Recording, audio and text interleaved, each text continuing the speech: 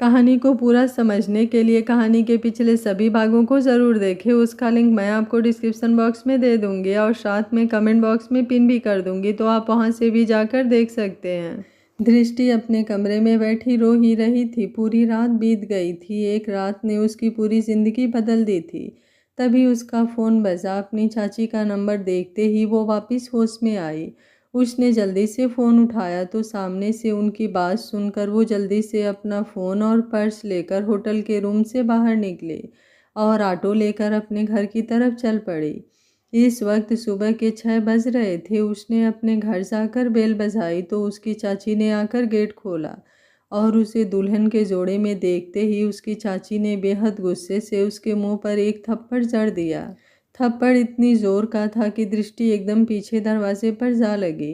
दृष्टि तो अपनी ही हालत पर रोए जा रही थी, लेकिन उसने खुद को संभाला और अपने चाचा चाची को सही सलामत देख भगवान का शुक्रिया अदा किया। वो अपनी चाची का हाथ पकड़कर अंदर आते हुए उन्हें बोली, शुक्र है भगवान का आप दोनों ठीक हो। अगर आप दोनों को कुछ हो जाता तो मैं अपने आप को कभी माफ़ नहीं कर पाती। दृष्टि की चाची उसे धक्का देते हुए बोली, हमारे मुंह पर कालिख पोत कर मन नहीं भरा जो हमें मरवाने पर तुली हो। अच्छा हुआ जो तुझ मनहूस के माँ बाप पहले ही मर गए, वरना तेरी करतूत देख आज वो शर्म से मर जाते। मुझे तो पहले ही पता था तू मनहूस है जो अपने माँ बाप को ही खा गई, वो हमको भी मरवा कर ही मानेगी। बाहर रंगरलियाँ मनाती थी और सामने सती सावित्री होने का ढोंग करती थी। निहायती बदचलन और बेशर्म निकली तू तो। दृष्टि के चाचा उसके पास आए और बोले, मुझे शर्म आती है तुझे अपनी भतीजी कहने में भी। तूने शर्म से हमारा सिर झुका दिया। अरे मेरे घर में तो तेरी कोई जगह नहीं है, दफ़ा हो जा यहाँ से, इससे पहले कि मैं भूल जाऊँ कि तेरा मेरा कोई रिश्ता भी है। मेरी नज़रों से दूर हो जा। दृष्टि उनकी बात सुनकर रोते हुए उनके आगे हाथ जोड़कर बोली, आपके अलावा मेरा कोई भी नहीं है, मैं कहाँ जाऊँगी, मैं आप लोगों को छोड़कर कहीं नहीं जाऊँगी। जा अपने उस यार के पास जिसके साथ तू पूरी रात बिता कर आई है और जिसे तूने हमें मारने के लिए भेजा था, उसकी चाची ने गुस्से में फुफकारते हुए कहा। दृष्टि उनकी बात सुनकर बिल्कुल टूट गई, लेकिन फिर भी उनके आगे गिड़गिड़ाती हुई बोली, मैंने किसी को नहीं भेजा, मैंने कुछ नहीं किया, मेरी कोई गलती नहीं है। आप लोगों के अलावा मेरा कोई भी नहीं है, मेरा किसी से कोई रिश्ता नहीं है। प्लीज़ मेरे साथ ऐसा मत कीजिए, मुझे यहाँ रहने दीजिए। मैं मर जाऊँगी लेकिन यहाँ से कहीं नहीं जाऊँगी। मैं आप लोगों को छोड़कर कहीं नहीं जाऊँगी। कहीं जाकर मर जा, लेकिन तुझ मनहूस और बदचलन के लिए मेरे घर पर अब कोई जगह नहीं है। अपनी मनहूस शक्ल लेकर यहाँ से दफ़ा हो जा।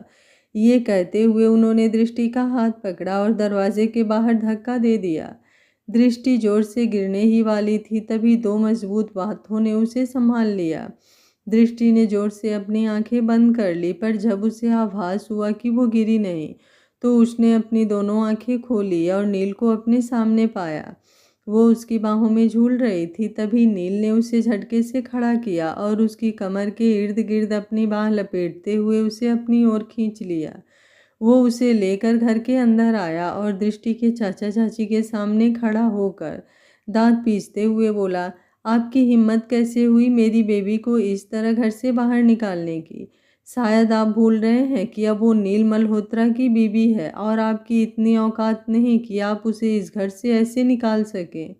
इतना सुनकर दृष्टि के चाचा नील को घूरते हुए बोले, हम तो कुछ भी नहीं भूले, लेकिन शायद तुम ये भूल रहे हो कि तुम इस समय हमारे घर खड़े हो।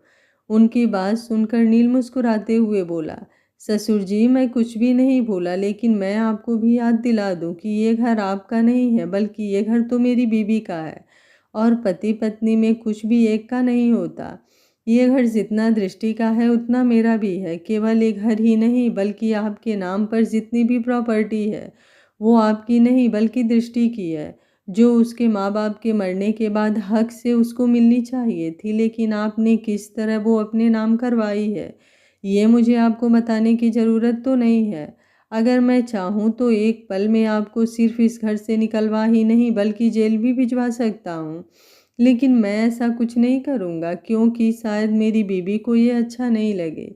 इसलिए आपका भला इसी में है कि दृष्टि से कैसे पेश आना है ये आप अच्छे से समझ लें। दृष्टि उसकी बातों से हैरान हो रही थी। वो एकटक बस नील को देखे जा रही थी। उसने कभी नहीं सोचा था कि नील उसका इस तरह साथ देगा, पर जो कुछ भी नील ने दृष्टि के साथ किया था उसके बाद उसे इन बातों से कोई फर्क नहीं पड़ रहा था। वो तो बस यही देख रही थी कि नील का असली चेहरा कौन सा है, वो जो उसके सामने है या वो जो उसके घर वालों के सामने है। वो उसके चेहरे को पढ़ने की कोशिश कर रही थी। नील दृष्टि के चाचा को घूरते हुए बोला, मुझे आप में या आपकी प्रॉपर्टी में रत्ती भर भी इंटरेस्ट नहीं है। मैं चाहूँ तो यहाँ खड़ा खड़ा आपको भी खरीद सकता हूँ, पर मैं नहीं चाहता हूँ कि शादी के जस्ट बाद ही मेरी बीवी परेशान हो। इसलिए आपकी भलाई इसी में है कि शांति से इस घर में रहो। मेरी बीवी से बदतमीजी करने की कोशिश भी करी तो मैं ये भूल जाऊंगा कि आप उसके सो कॉल्ड चाचा चाची हैं। नील ने दृष्टि का हाथ पकड़ा और उसे लेकर घर के बाहर आ गया। घर के बाहर 3 गाड़ियां थी, जिसमें से 2 में उसके बॉडीगार्ड और एक में वो दृष्टि के साथ घर जाने वाला था। उसने दृष्टि को गाड़ी में बिठाया और खुद भी उसके साथ बैठ गया। तीनों गाड़ियां घर की तरफ चल पड़ी। रास्ते में उनके बीच कोई बात नहीं हुई। नील दृष्टि को देखकर मुस्कुरा रहा था, जैसे उसका बदला पूरा हो गया हो। अभी तो वो और भी बहुत कुछ सोचे बैठा था। दृष्टि से बदला लेने के लिए इन सब से अनजान थकी हारी दृष्टि गाड़ी के बाहर देखे जा रही थी। दूसरी तरफ आदि ने अपने घर फ़ोन करके सब बता दिया था। शादी की बात सुनकर आदि के माँ बाप और उसकी बहन नील के घर के लिए निकल गए। नील की गाड़ी एक बड़े से बंगले के बाहर आकर रुकी। फिर तीनों गाड़ियां एक एक करके बंगले के अंदर दाखिल हुई। गार्ड ने आकर गाड़ी का दरवाज़ा खोला तो नील गाड़ी से बाहर आया। बाहर आकर उसने दृष्टि की साइड का गेट खोला और दृष्टि को हाथ पकड़कर बाहर निकाला। वो दृष्टि के कान में फुसफुसाते हुए बोला, welcome in my kingdom baby. आज से तुम्हें एहसास होगा कि तुमने मुझसे पंगा लेकर कितनी बड़ी गलती की है। उसकी बातें सुनकर दृष्टि उसको देखने लगी। उसे समझ नहीं आ रहा था कि आखिर नील चाहता क्या है। फिर उसने घर की तरफ देखा। इतने बड़े आलीशान बंगले को देखकर दृष्टि हैरान थी। बाहर की तरफ एक गार्डन था, जिसके बीचों बीच एक फाउंटेन लगा हुआ था।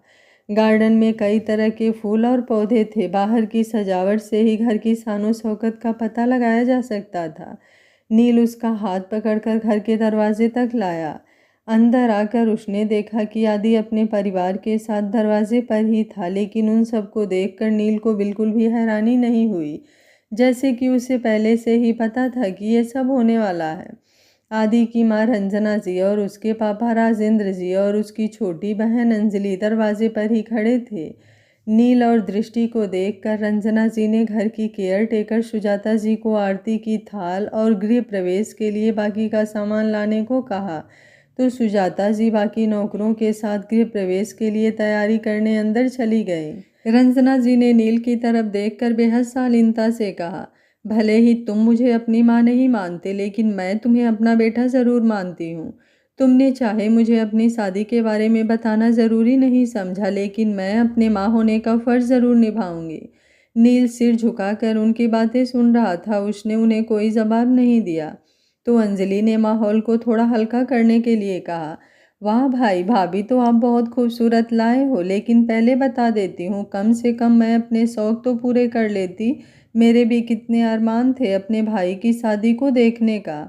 सॉरी, पर सब कुछ इतनी जल्दी में हुआ, किसी को कुछ बताने का वक्त ही नहीं मिला। तुम्हारी भाभी मेरे बिना एक पल रहने को राजी नहीं थी। नील ने अंजलि को देखते हुए जवाब दिया और फिर निगाहें दृष्टि पर टिका दी और मुस्कुराने लगा। नील और दृष्टि दोनों एक दूसरे को देखे जा रहे थे। इतने में सुजाता जी गृह प्रवेश का सारा सामान ले आई और उन्होंने आरती की थाली रंजना जी को पकड़ा दी। रंजना जी ने दोनों की आरती उतारी और उसके बाद दृष्टि और नील को तिलक लगाया। रंजना जी ने चावलों से भरा कलश दरवाजे पर रखा और दृष्टि को उसे पैर से गिराने को कहा। दृष्टि ने बिल्कुल वैसे ही किया। उसके बाद सुजाता जी ने 7 थालियां नीचे फर्श पर रख दी और एक एक करके दृष्टि को उठाने के लिए कहा।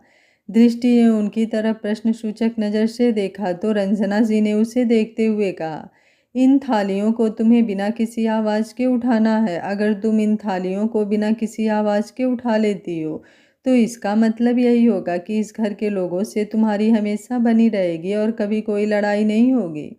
उनकी बात सुनकर दृष्टि ने अपने मन में सोचा, अब तो पूरा बैंड ही बजने वाला है, क्योंकि मेरी और इस दुष्ट राक्षस की तो कभी बन नहीं सकती।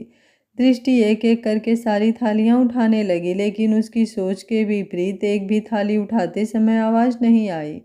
उसने सारी थालियां बड़ी शांति से उठा ली थी। नील ने एक गहरी नज़र दृष्टि पर डाली, जैसे उसे नकार रहा हो कि इन रस्मों से उसे कोई फर्क नहीं पड़ता। अंदर आकर दृष्टि ने रंजना जी के पैर छुए और आशीर्वाद लिया। रंजना जी ने उसे सदा सुहागन और खुश रहने का आशीर्वाद दिया। साइड में खड़ा नील उन्हें ही देख रहा था। वो रंजना जी के पास आकर उनका हाथ पकड़कर बोला, भले ही आप मेरी माँ नहीं हैं, लेकिन आप मेरे लिए माँ से भी बढ़कर हैं।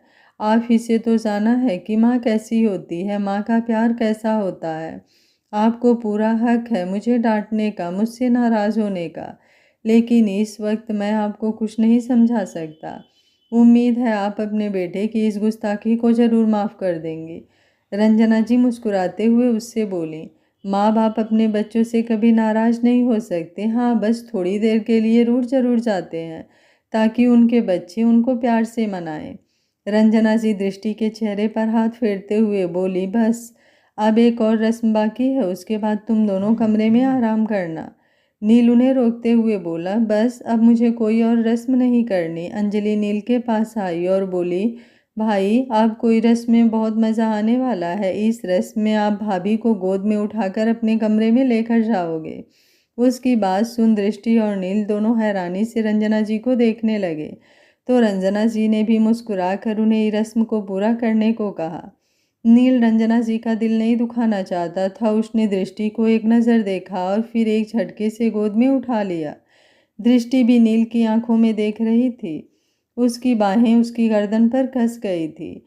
नील दृष्टि को अपने रूम में ले जाने लगा तो अंजलि जल्दी से उनके रूम में आई और दरवाजे पर खड़े होते हुए बोली, ऐसे कैसे भाई, अभी तो मुझे मेरा नेक भी चाहिए।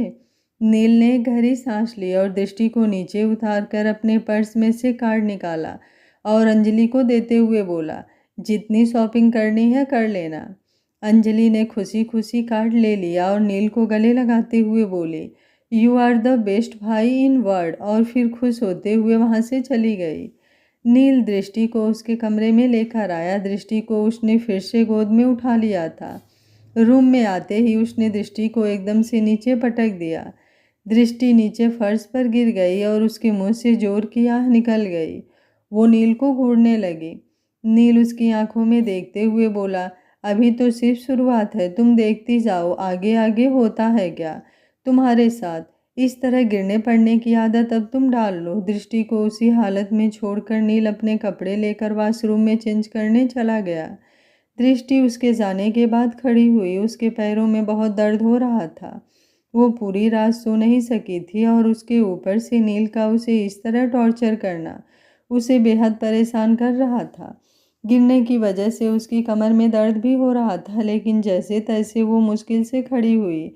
उसने एक नज़र पूरे कमरे को देखा। पूरा कमरा बेहद आलीशान और बड़ा था। बीचों बीच में एक बड़ा सा बेड था। हल्के नीले रंग के पर्दे लगे हुए थे। बेड के ऊपर एक बड़ी सी तस्वीर थी, जिसमें नील बेहद खुश नजर आ रहा था। दीवारों पर तरह तरह की पेंटिंग्स लगी हुई थी। एक साइड बालकनी थी, जिसमें से होते हुए एक छोटा सा गार्डन भी था, जिसमें झूला लगा हुआ था। पूरा रूम सलीके से सेट था। हर चीज़ अपनी जगह पर रखी हुई थी। हर चीज़ बाहर विदेशों से मंगवाई हुई लग रही थी। पूरा कमरा रईसी का नमूना लग रहा था। नील वॉशरूम से बाहर आया। दृष्टि अभी वैसे की वैसी ही खड़ी थी।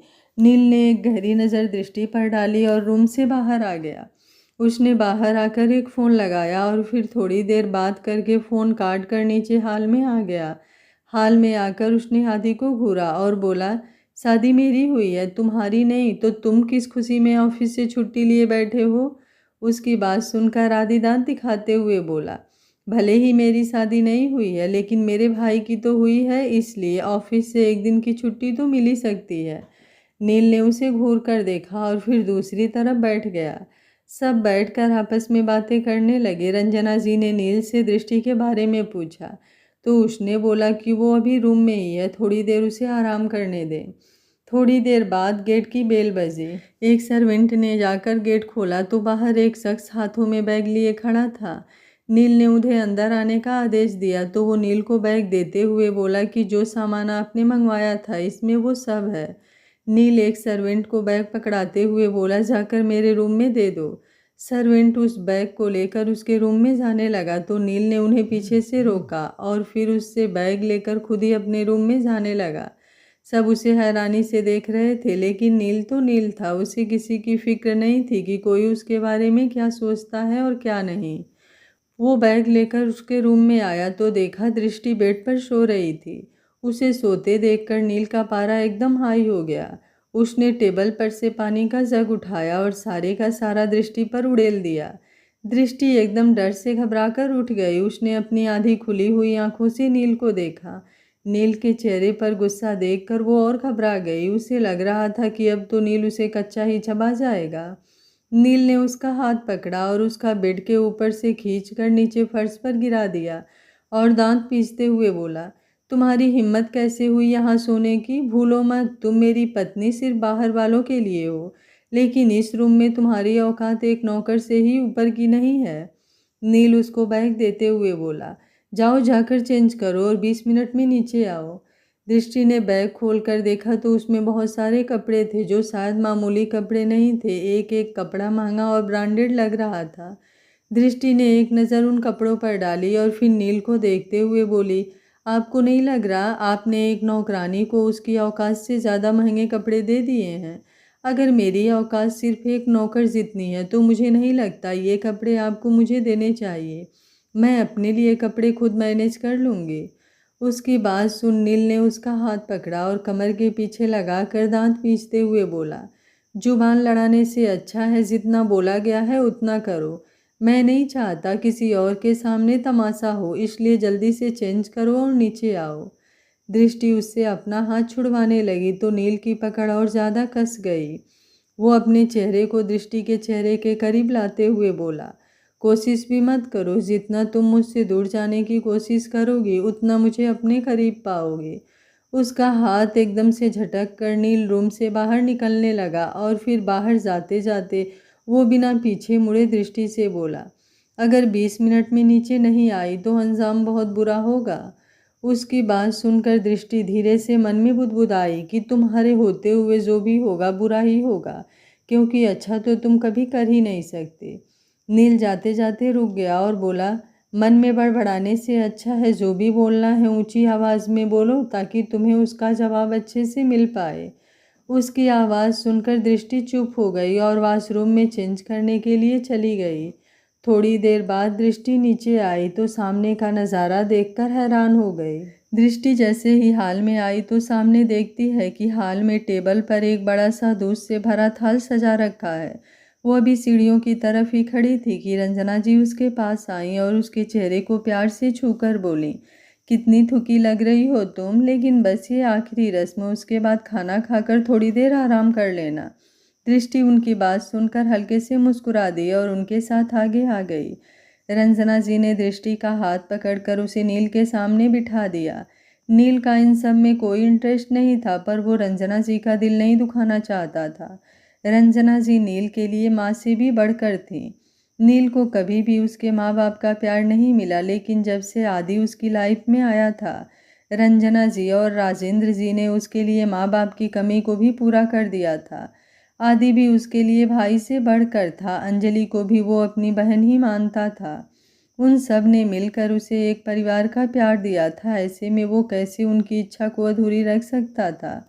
रंजना जी उन दोनों को रस्म के बारे में बता रही थी। उन्होंने एक रिंग लेकर जो उन्होंने स्पेशली नील की होने वाली बीबी के लिए बनवाई थी, उसे उन दोनों को दिखाते हुए उस दूध से भरे थाल में डाल दिया और फिर उन दोनों को ढूंढने के लिए बोला और कहा, जो भी इसे पहले ढूंढेगा वो इस रस्म को जीत जाएगा।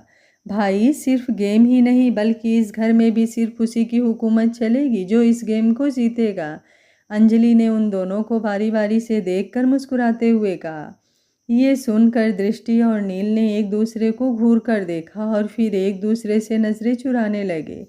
पहली बार उन दोनों के हाथ इस तरह एक दूसरे को टच हो रहे थे। जब भी उनके हाथ आपस में टच होते तो दोनों अपने हाथ पीछे खींच लेते और फिर एक दूसरे को घूर कर देखते। रिंग ढूंढने से ज़्यादा ध्यान तो उनका एक दूसरे को घूरने में था। कुछ पलों बाद दृष्टि ने अपना हाथ उस थल में से बाहर निकाला और सबको रिंग दिखाई। ऐसे करके तीनों बार ये गेम दृष्टि ही जीती। अंजलि ने नील की तरफ देखा और हंसते हुए बोली, भैया आप तो जोरू के गुलाम बनोगे, अब तो इस घर में मेरी प्यारी भाभी की मर्जी ही चलेगी। मेरी मर्जी, और वो भी इस राक्षस के सामने। इस दुष्ट का बस चले तो मुझे सांस भी ना लेने दे। उसकी बात सुनकर दृष्टि ने मन ही मन सोचा और फिर नील को देखने लगी। नील को देखकर एक विजयी मुस्कान उसके होठों पर आ गई, जिसे देखकर नील चिढ़ते हुए वहां से उठा और बोला, मुझे इन बच्चों वाली रस्मों में कोई इंटरेस्ट नहीं है। ये मेरा घर है और यहाँ वही होगा जो मैं चाहूँगा। इतना कहते ही वो तेज कदमों से वहाँ से चला गया। दृष्टि उसे जाते हुए देख रही थी। तब रंजना जी उसके पास आकर उसके सिर पर हाथ फेर कर बोली, ऐसा ही है नील, छोटी छोटी बातों पर गुस्सा हो जाता है। कोई बात नहीं, तुम बुरा मत मानो, अभी थोड़ी देर में शांत हो जाएगा तो वापिस यहीं आएगा। दृष्टि उनकी बात पर फीका सा मुस्कुरा दी। थोड़ी देर में रंजना जी ने सबको डाइनिंग टेबल पर बुलाया। उन्होंने सुजाता जी ने घर के नौकरों से नाश्ता तैयार करवा लिया था। इतने में आदि भी नील को वहीं वापस ले आया। नील आकर एक तरफ बैठ गया। रंजना जी ने दृष्टि को भी उसी के पास वाली चेयर पर बिठा दिया। उन्होंने दोनों को एक ही प्लेट में सर्व किया तो नील सिर्फ जूस पीकर वहां से उठ गया और दृष्टि को घूरते हुए अपने कमरे की तरफ चला गया। दृष्टि ने अच्छे से नाश्ता किया क्योंकि कल रात से उसने कुछ नहीं खाया था और पूरी रात सो भी नहीं पाई थी, इसलिए उसको बहुत भूख लगी थी। उसने अच्छे से नाश्ता किया। उसके बाद रंजना जी ने उसे भी कमरे में आराम करने के लिए भेज दिया। उसके कमरे में आते ही नील उसके पास आया और दरवाज़ा बंद करके उसे दरवाजे से सटा दिया। फिर उसका हाथ पकड़कर पीठ पर लगाते हुए बोला, तुम्हारी हिम्मत कैसे हुई मेरी ही प्लेट से खाना खाने की। दृष्टि ने नज़रें उठाकर उसकी तरफ देखा और खींचते हुए बोली, आप भी मना कर सकते थे, आपने तो मना नहीं किया, फिर मैं क्यों मना करती। आप मेरे पति हैं, आपके साथ खाना खाना हक बनता है मेरा। नील ने उसे घूर कर देखा और दांत पीसते हुए बोला, मैंने मना नहीं किया तो क्या, तुम तो मना कर सकती थी, कुछ भी बहाना लगा सकती थी। ऐसा सोचना भी मत कि तुम मेरे साथ खाना खा सकती हो। तुम्हारी इतनी औकात नहीं, ये बात अच्छे से समझ लो। दृष्टि के हाथ में बहुत दर्द हो रहा था। वो अपना हाथ छुड़ाते हुए बोली, मुझे कोई शौक़ नहीं है आपके साथ खाना खाने का। अगर आप दुनिया के आखिरी मर्द भी होते तो भी मैं आपसे शादी नहीं करती। ये ज़बरदस्ती की शादी आपने ही की है, तो अब भुगतना तो आपको भी पड़ेगा। नील उसका जबड़ा भींचते हुए बोला, तुम्हारी इतनी हिम्मत कि तुम मेरे आगे जुबान चला रही हो। मुझे 1 मिनट नहीं लगेगा इस जुबान को खींचने में। दृष्टि भी उसकी आंखों में घूरते हुए बोली, हाँ मुझे अच्छे से पता है कि आप क्या कर सकते हैं क्या नहीं।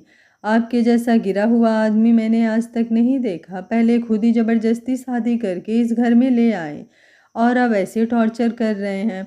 आखिर चाहते क्या हैं आप, मुझ पर हुकूमत चलाना चाहते हैं तो फिर हाजिर हूँ आपके सामने, करो अपने मन की। पर मेरे साथ खाना खाने में ही इतनी प्रॉब्लम है तो फिर बीबी का दर्जा क्यों दिया। उसकी बात सुनकर नील का गुस्सा और ज़्यादा बढ़ गया। वो आंखों में गुस्सा लिए उसे घूरते हुए शांत तरीके से बोला, बीबी का दर्जा नहीं दिया, ना तो इस कमरे के अंदर तुम मेरी बीबी हो और ना ही मैं तुम्हारा पति। तुम्हारी औकात सिर्फ और सिर्फ एक नौकर की है। पहले भी बोल चुका हूँ और अब आखिरी बार बोल रहा हूँ, अपनी हद मत भूलना। तुम्हारा और मेरा रिश्ता सिर्फ और सिर्फ एक नौकर और मालिक का है। मैं कुछ भी नहीं भूली, लेकिन आपको भी याद दिला दूं कि आपके दर्जा देने या ना देने से कोई फ़र्क नहीं पड़ता मुझे। सच्चाई यही है कि मैं आपकी बीबी हूँ और ये हक आप मुझसे नहीं छीन सकते। उसकी आंखों में जिद और जुनूनीपन साफ देखा जा सकता था। ओह, तो तुम्हें मेरी बीबी होने का हक चाहिए। वो उसे पकड़कर अपने करीब खींचता है और अपनी बाहें उसके इर्द गिर्द कस देता है। फिर उसके चेहरे के पास आकर बोला, हक चाहिए तुम्हें बीबी का। दृष्टि एकटक उसकी आंखों में देख रही थी। वो कसमसाती हुई अपने आप को नील से छुड़ाने की कोशिश कर रही थी, पर नील के आगे उसकी एक न चली। वो उसकी पकड़ से बिल्कुल नहीं छूट पा रही थी। नील ने उसे बेड के ऊपर धक्का दिया और उसके ऊपर झुकते हुए बोला, बताओ क्या हक चाहिए तुम्हें। उसकी गर्म सांसें दृष्टि अपने चेहरे पर महसूस कर पा रही थी। दृष्टि गुस्से से मुंह फेर ली तो नील वापस खड़ा होते हुए बोला, आगे से ये हक की बात तो तुम मत ही करना, क्योंकि अगर मैं अपने पति होने का हक लेने पर आया तो तुम्हें कहीं का नहीं छोड़ूंगा।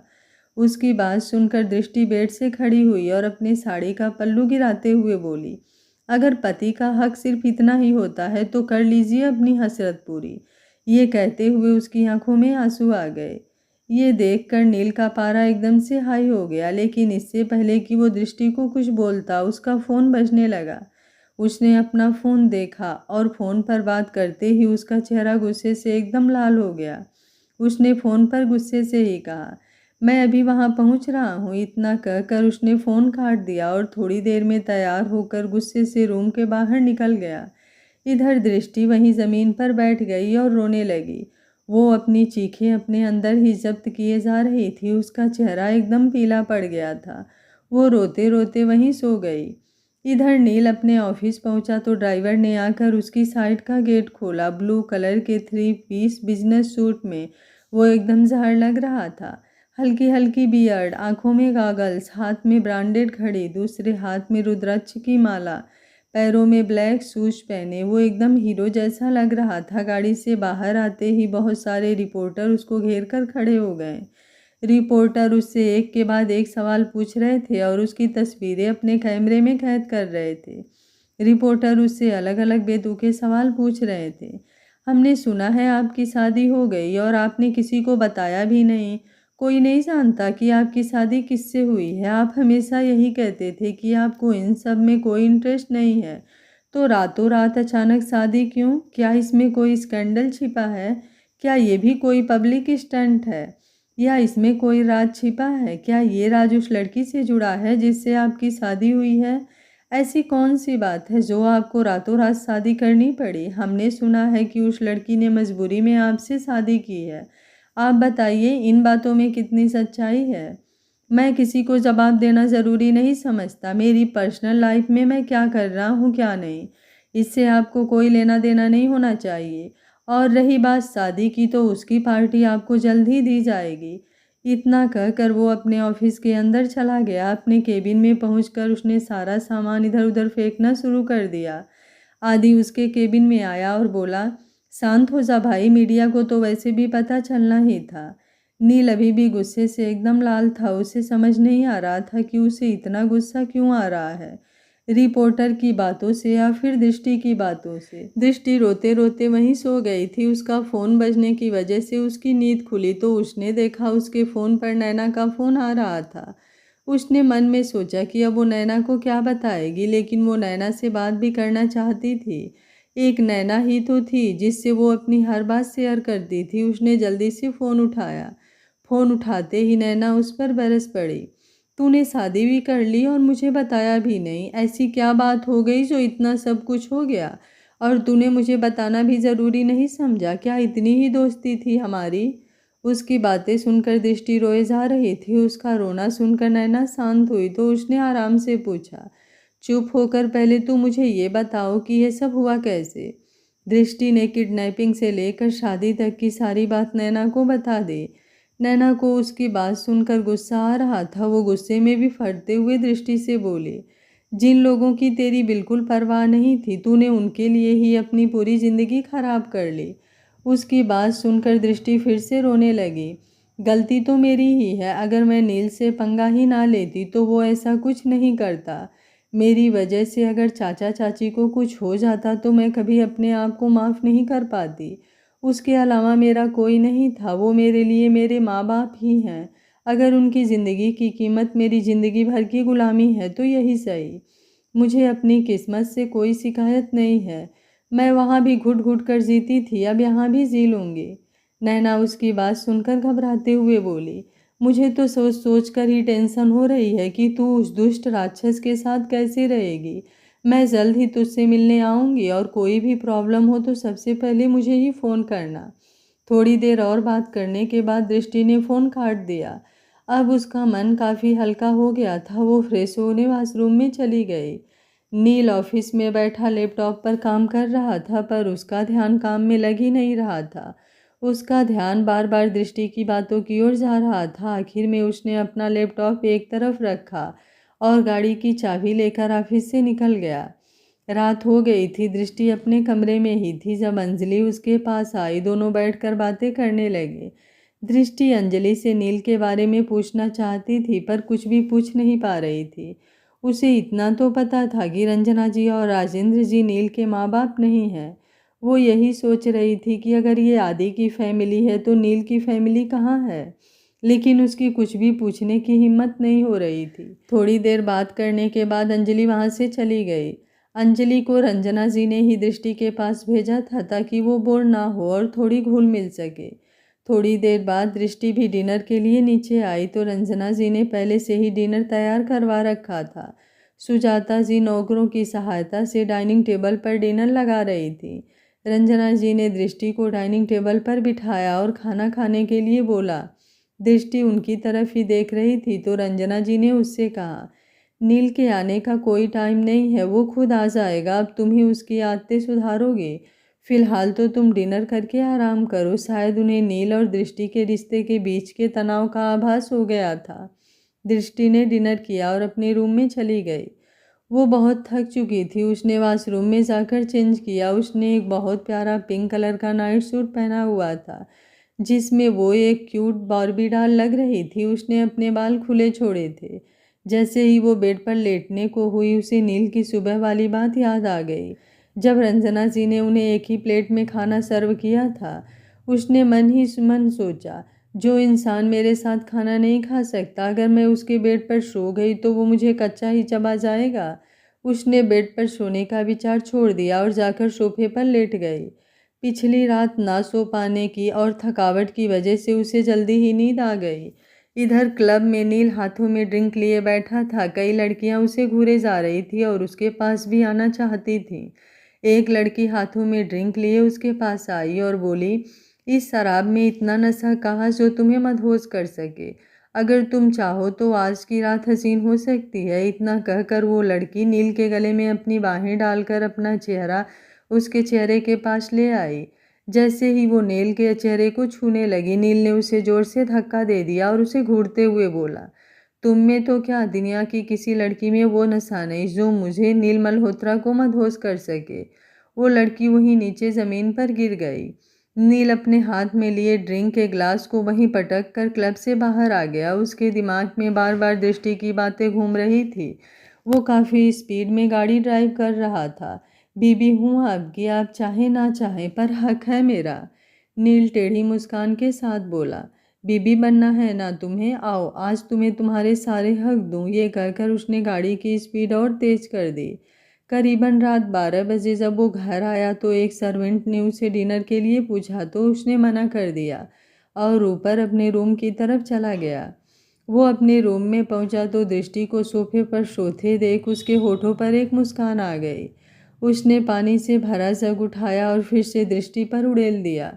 दृष्टि घबराकर उठ गई और नील को देखकर बोली, मैं खुद से नहा सकती हूँ, आपको बार बार मुझे इस तरह नहलाने की ज़रूरत नहीं है। अगर आपके घर पर इतना ही ज़्यादा पानी है तो खुद पूरा दिन वॉशरूम में बैठे रहो। अपना इतना कीमती पानी मुझ पर बर्बाद मत करो। नील की इस हरकत से वो पूरी तरह खींच गई थी। नील उसे देखते हुए बोला, कैसी बीबी हो तुम? तुम्हारा पति घर से बाहर है और तुम चैन से सोए जा रही हो। तुम्हारा पति घर लौट कर आया है, थोड़ी उसकी सेवा करो, थोड़ी थकावट दूर करो। जाओ और जाकर मेरे लिए खाना लेकर आओ। दृष्टि ने घूर कर उसे देखा और मुंह सिकोड़ते हुए बोली, बीबी दुनिया की नज़रों में ही, इस रूम में नहीं। तो इस रूम में मुझे बीबियों वाले फ़र्ज निभाने की ज़रूरत नहीं है। बीबी नहीं हो तो क्या हुआ, गुलाम तो हो ना। एक मालिक अपने गुलाम को ऑर्डर दे रहा है कि उसके लिए खाना लेकर आओ। अब जाओ और जल्दी से मेरे लिए खाना लेकर आओ, नील ने भी तंज भरे लहजे में कहा। दृष्टि को पता था कि नील ड्रिंक करके आया है। वो उसे गुस्सा नहीं दिलाना चाहती थी, इसलिए उसके आगे हाथ जोड़कर सिर झुकाकर बोली, जैसा आपका हुक्म साहब जी। ये सुनकर नील ठगा हुआ सा महसूस कर रहा था, जैसे किसी ने उसकी ईगो को चोट पहुंचा दी हो। वो दृष्टि को जाते हुए देख रहा था और मन ही मन बोला, तुम मुझसे नहीं जीत सकती, तुम्हें मैं पूरी तरह तोड़ कर रहूँगा, तभी मेरी जीत होगी और तुम्हारी हार। थोड़ी देर बाद दृष्टि रूम में खाना लेकर आई तो नील वैसे ही सोफे पर बैठा था। उसने अभी तक अपने कपड़े चेंज नहीं किए थे। उसने अपने जूते भी नहीं उतारे थे। दृष्टि ने टेबल पर खाना रखा और उसे खाने का बोलकर खुद भी सोफे की दूसरी तरफ आकर बैठ गई। नील ने जब उसे बैठते हुए देखा तो ऊंची आवाज़ में बोला, इधर आओ। दृष्टि उसकी इतनी ऊंची आवाज़ सुनकर डर गई। इससे पहले कि नील कुछ और बोलता वो डरते हुए ही उसके पास आई। नील ने उसे नीचे बैठने को कहा तो दृष्टि असमंजस में उसे देखने लगी। नील ने अपनी गहरी आंखों से उसे घूरते हुए कहा, मैंने कहा नीचे बैठो। दृष्टि को नील का ये रूप देखकर अपनी शादी का टाइम याद आ गया। उस टाइम भी नील के चेहरे पर यही गुस्सा था। वो अब उसके डर से कांप रही थी। वो एकदम से नीचे बैठ गई तो नील उसके चेहरे के पास अपना पैर लाते हुए बोला, मेरे जूते उतारो। दृष्टि नम आंखों से उसे देख रही थी, लेकिन नील की आंखों में सिर्फ और सिर्फ गुस्सा था। वो उसे देखकर टेढ़ा मुस्कुराते हुए बोला, अब चाहे खुद को बीबी समझो या गुलाम, तुम्हारा फर्ज मेरी सेवा करना है तो बस वही करो। दृष्टि उससे कुछ बहस नहीं करना चाहती थी, इसलिए चुपचाप नील के जूते उतारे। लेकिन उसकी आंखों में एकदम से शरारत आ गई। उसकी आंखें एकदम चमक उठी। वो एकदम खड़ी हुई और सोफे पर बैठे नील के ऊपर झुक गई और उसकी शर्ट के बटन खोलने लगी। नील हैरानी से उसे देखने लगा और उसके हाथ पकड़ने की कोशिश करने लगा। आपके जूते उतार कर एक गुलाम का फ़र्ज पूरा कर दिया, अब एक बीबी का फ़र्ज भी निभा लूं। ये कहते हुए उसने नील के शर्ट के ऊपर के 2 बटन खोल दिए। नील हैरान सा उसकी आंखों में देखे जा रहा था। उसे यकीन ही नहीं हो रहा था कि दृष्टि ऐसा भी कर सकती है। वो एकदम झटके से खड़ा हुआ तो दृष्टि से उसकी टक्कर हो गई। दृष्टि गिरने ही वाली थी कि नील ने उसको कमर से पकड़ लिया। दृष्टि नीचे की तरफ झुक गई। अब वो दृष्टि के ऊपर झुका हुआ था। उन दोनों की सांसें आपस में टकरा रही थी। दोनों एक दूसरे की गर्म सांसें अपने चेहरे पर महसूस कर रहे थे। दोनों एक दूसरे की आंखों में खोए हुए थे। ये पहली बार था जब दोनों इस तरह करीब थे। तभी एकदम से दृष्टि की जोर से आवाज़ निकली, आह! नील ने उसे एकदम पटक दिया था, जिससे दृष्टि नीचे फर्श पर जा गिरी। वो एकदम झटके से खड़ी हो गई और अपने हाथों को पंजों की तरह नील के आगे करके बोली, तुम पागल हो गए हो क्या? इतनी जोर से गिरा दिया। अगर गिराना ही था तो संभाला पहले क्यों?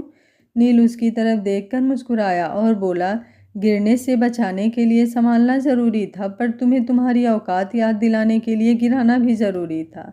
नील मल्होत्रा की बाहें तुम्हें समेटे, ना ही तुम्हारी इतनी औकात है और ना ही तुम्हारी किस्मत।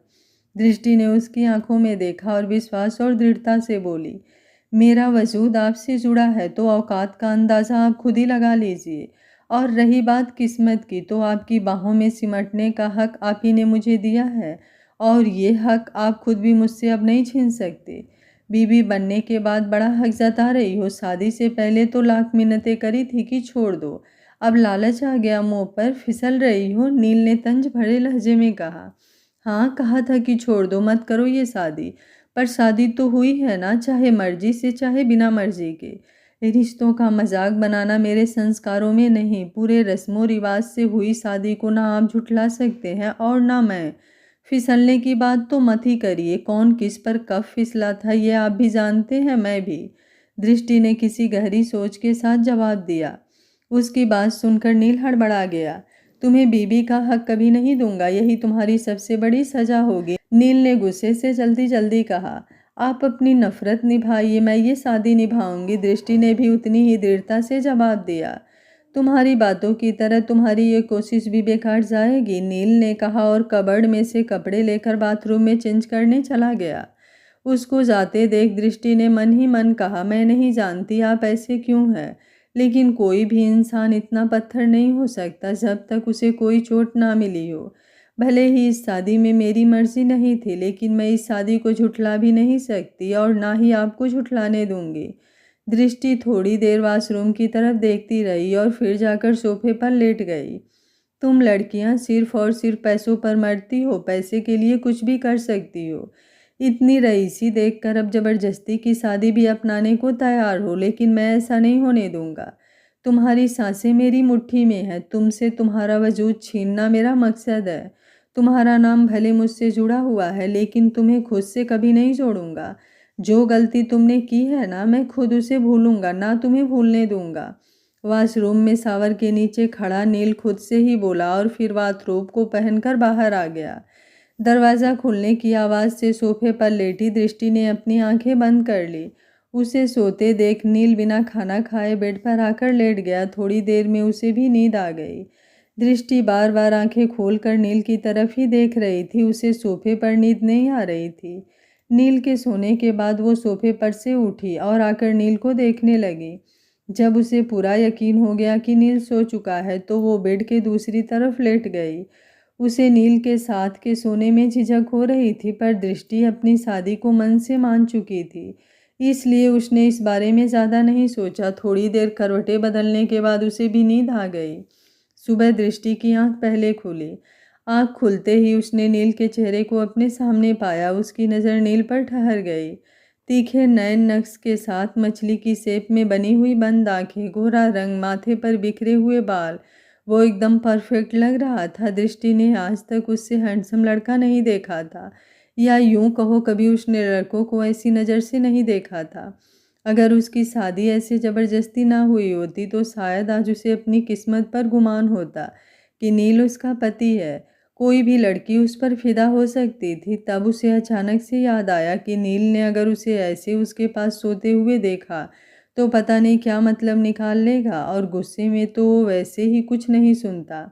इसलिए वो एकदम झटके से खड़ी हो गई।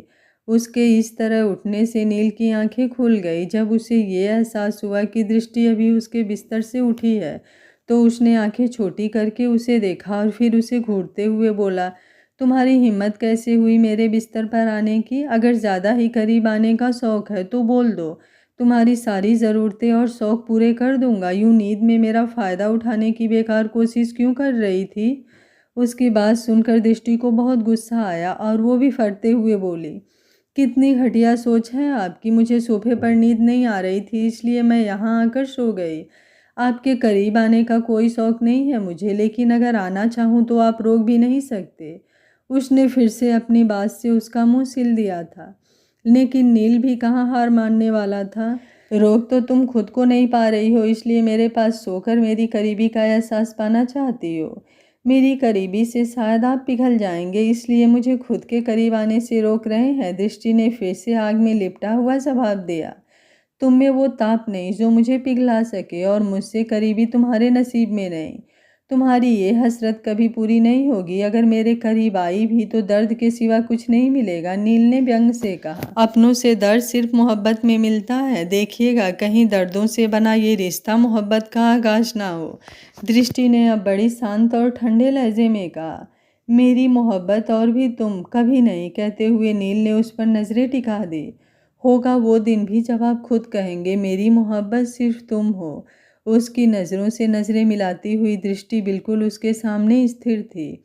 दोनों बहस करते हुए एक दूसरे की आंखों में देख रहे थे। देखने से ज़्यादा वो एक दूसरे की आंखों में खोए हुए थे, लेकिन उन दोनों को ही यह एहसास नहीं था। नील का फ़ोन बजा तो दोनों ने ही एक दूसरे से नज़रें हटा ली। उसने फ़ोन को देखा तो उसके मैनेजर का कॉल था। उसने फ़ोन उठाया और थोड़ी देर बात की। उसके बाद कॉल कट कर दृष्टि के पास आया और बोला, शाम को पार्टी में जाने के लिए तैयार रहना। इतना बोलकर वो फ्रेश होने वॉशरूम में चला गया। दृष्टि उसकी बात सुनकर बोली, किस हैसियत से लेकर जा रहे हैं, बीवी की या गुलाम की? उसकी बात सुनकर नील जाता जाता वहीं रुक गया और बिना पीछे मुड़े बोला, तुम जाने के लिए तैयार रहना, हैसियत तुम्हें वहां जाकर पता चल जाएगी। इतना कहकर वो वॉशरूम में चला गया। दृष्टि उसकी बात सुनकर असमंजस में पड़ गई। फ्रेश होने के बाद नील जिम में चला गया। ये पार्टी उसने मीडिया वालों का मुंह बंद करने के लिए रखी थी। इस पार्टी में वो अपनी और दृष्टि की शादी की अनाउंसमेंट करने वाला था और सबके सामने दृष्टि को अपनी वाइफ के रूप में इंट्रोड्यूस करवाने वाला था। लेकिन अब उसने इस पार्टी में दृष्टि को सबक सिखाने के बारे में भी सोच लिया था। दृष्टि तैयार होकर नीचे आई। सामने रंजना जी और अंजलि हाल में सोफे पर ही बैठे थे। राजेंद्र जी और आदि पहले ही अपने घर जा चुके थे। उन्होंने दृष्टि को देखकर उसे अपने पास बुलाया। दृष्टि ने उनके पास आकर उनके पैर छुए तो उन्होंने उसे मना करते हुए बोला, बेटियां पैर नहीं छूती। रंजना जी टेबल पर रखे कुछ ज्वेलरी बॉक्स उठाकर दृष्टि को देते हुए बोली, ये तुम्हारी शादी का गिफ्ट। दृष्टि बॉक्स पर से अपने हाथ हटाते हुए बोली, नहीं, मैं ये नहीं ले सकती, बस आप आशीर्वाद दीजिए। रंजना जी ने प्यार से उसके सिर पर हाथ फेरते हुए कहा, इसे अपनी माँ का आशीर्वाद समझकर रख लो। उनकी बात सुनकर दृष्टि की आंखों में नमी आ गई। वो चाह कर भी उनको मना नहीं कर पाई। आज पहली बार उसे किसी के हाथों से माँ के स्पर्श का एहसास हो रहा था। सुजाता जी ने सबको नाश्ते के लिए बुलाया तो सब डाइनिंग टेबल की ओर चल दिए। इतने में नील भी तैयार होकर नीचे आ गया। रंजना जी ने नाश्ते के लिए बुलाया तो वो ऑफिस में काम है बोलकर जल्दी से वहाँ से चला गया। दृष्टि ने उसे जाते हुए देखकर मन ही मन सोचा, पता नहीं आज ये दुष्ट राक्षस पार्टी में उसके साथ क्या करेगा। नील को बिना खाए जाते देख दृष्टि का भी नाश्ता करने का मन नहीं हो रहा था, लेकिन रंजना जी का मन रखने के लिए उसने थोड़ा बहुत खा लिया। नाश्ते के बाद रंजना जी ने दृष्टि को बताया कि अब वो भी अपने घर जा रही है। अब वो उससे शाम को पार्टी में मिलेंगे। दृष्टि ने उन्हें थोड़े दिन और वहीं रुकने के लिए कहा, लेकिन रंजना जी उससे फिर आने का बोलकर थोड़ी देर में वहां से चली गईं। अब घर में दृष्टि अकेली थी। उसके साथ सुजाता जी और सिर्फ खुश नौकर ही थे। वो अपने रूम में चली गई। उसका मन नहीं लग रहा था। उसने अपनी चाची को फ़ोन किया तो उसकी चाची ने उसे बुरा भला कहकर फ़ोन काट दिया। उसे नील की बातें याद आ रही थी। वो यही सोच रही थी कि नील के अंदर भरी नफरत का क्या कारण हो सकता था। क्यों वो एक पत्थर दिल इंसान बन गया है। उसने सोच लिया था कि वो नील के बारे में पता करेगी। शायद सुजाता दी या आदि ही उसे नील के बारे में बता पाए। वो बेड पर आंखें बंद करके टेक लगाकर बैठी थी। ऐसे ही थोड़ी देर बैठे बैठे उसे नींद आ गई। दोपहर को सुजाता जी उसे खाने के लिए बुलाने आई तो उसने उन्हें ये कहकर मना कर दिया कि उसे भूख नहीं है। ऑफिस में नील बेहद गुस्से में था। उसके स्टाफ का हर मेंबर आज भगवान से उन्हें नील के गुस्से से बचा लेने की प्रार्थना ही कर रहा था।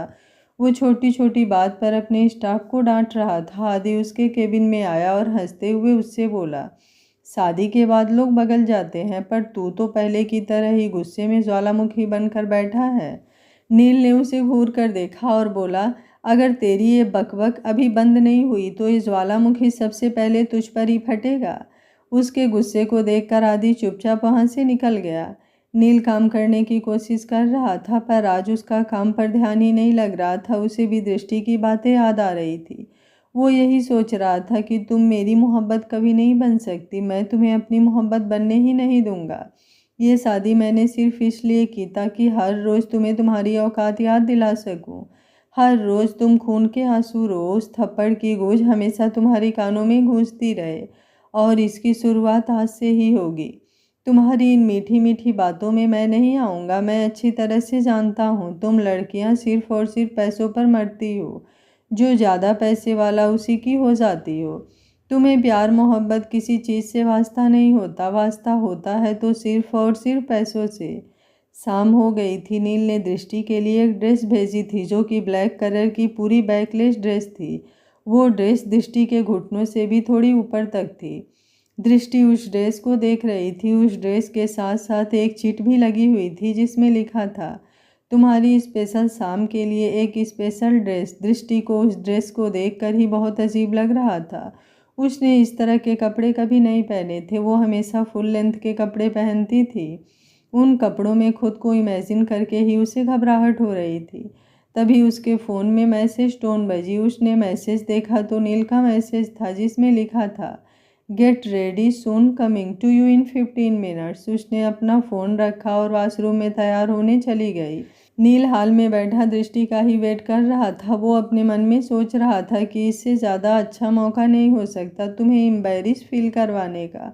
अब तुम्हें पता लगेगा कि तुम्हारी औकात क्या है।